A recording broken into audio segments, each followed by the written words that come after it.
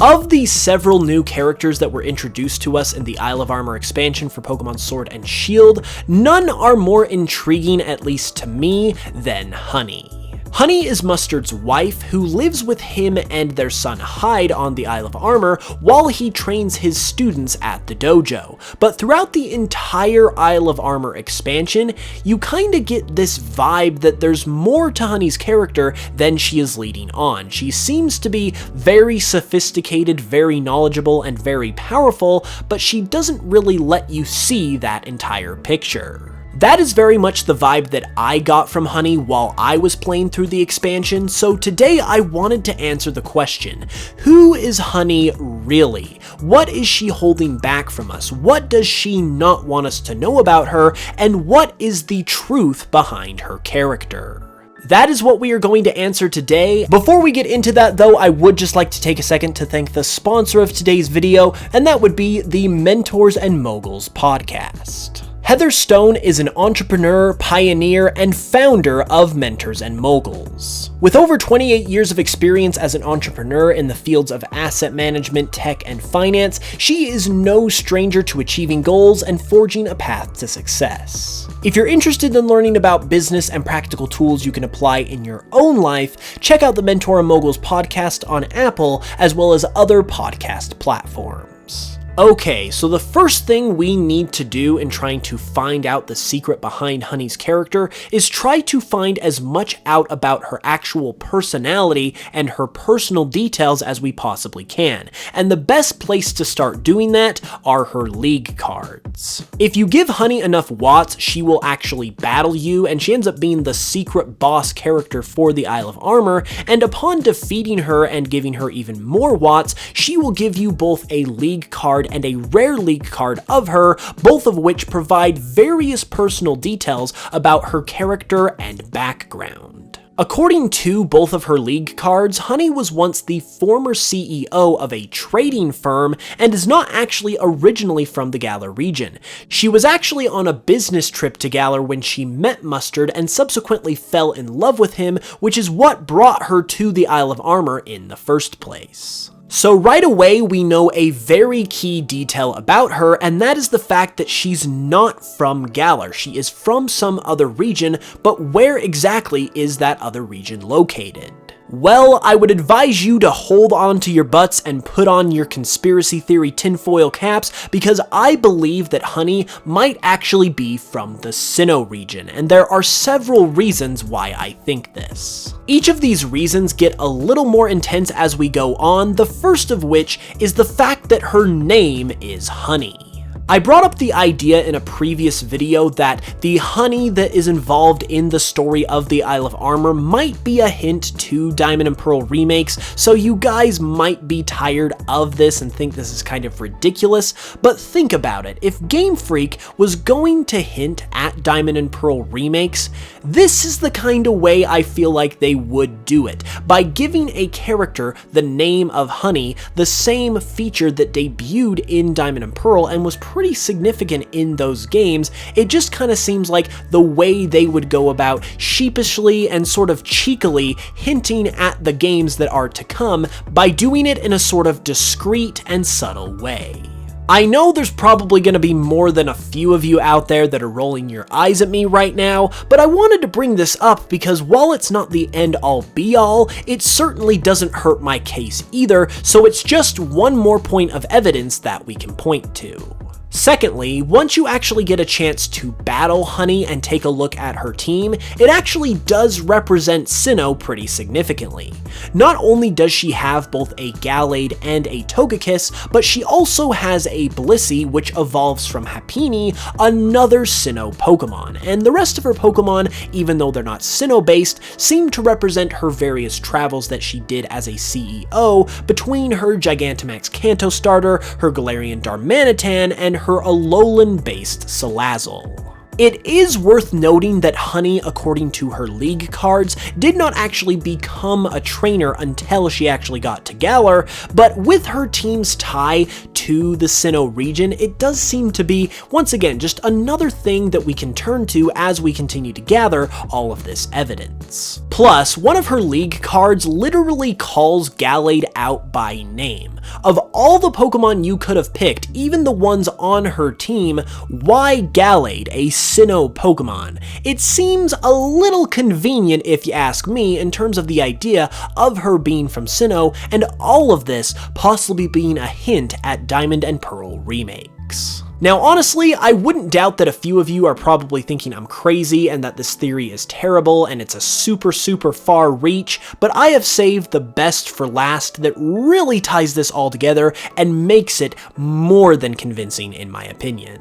If we go back to the detail on Honey's league card that states that she was the former CEO of a trading firm, your first gut interpretation of that statement is probably that it's referring to stock trading on the stock market, because that's just what it sounds like. But all the league card says specifically is that it was a trading firm. It did not say what kind of trading it was referring to. So with that in mind, if she is supposedly from Sinnoh and was the CEO of a trading firm, where could that possibly land her that would actually make sense and put those two pieces of information together nicely? Well, I'm glad you asked, because that would be none other than the GTS, or the Global Trade Station in Jubilife City. While you may have thought that her league card was talking about stocks, it arguably makes even more sense, since this is a Pokemon game, that it would be referring to Pokemon trading instead, since that's one of the hallmark features of the franchise,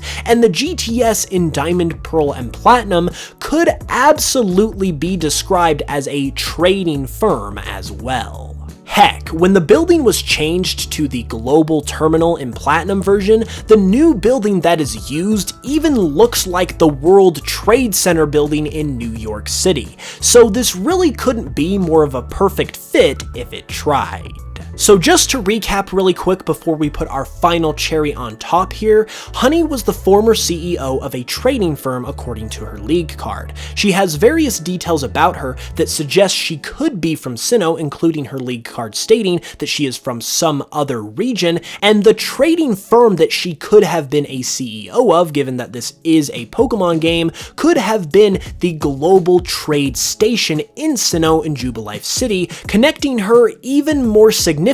to the Sinnoh region. This all checks out pretty well if you ask me, but what if anything does this have to do with the eventual possibly upcoming Sinnoh remakes, and how could this be construed as a hint to those remakes coming soon like I described earlier? Well, the GTS was a really big deal in Generation 4, as it's where you went to trade with people from around the world, and this was the first time that you could even do so, hence why it got its own distinct building, and the building itself is even housed in the largest city in the Sinnoh region. It was a very significant and important place in those games, but the thing is, it's not really needed anymore. In the more recent Pokemon games, trading has been built directly into some kind of user interface that the players carry around with them, so that they can trade from anywhere in the game without the need for a dedicated area in order to do so.